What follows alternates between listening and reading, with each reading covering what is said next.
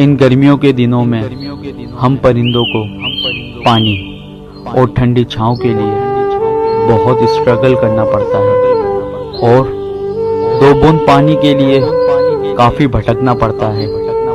हम सब की आपसे रिक्वेस्ट है कि प्लीज़ हमारे लिए जहाँ भी हो सके, जहाँ भी पॉसिबल हो, ज़रूर पानी का अरेंजमेंट करें। हो सकता है हम बेजुबान परिंदों की दुआ से किसी की दुनिया ही बदल जाए। मेरा ये मैसेज अपने दोस्तों तक भी शेयर करें, जहाँ तक हो सके इस मैसेज को पहुँचाएं, ताकि हर परिंदा पानी पीने के लिए आसानी से पानी पी सके।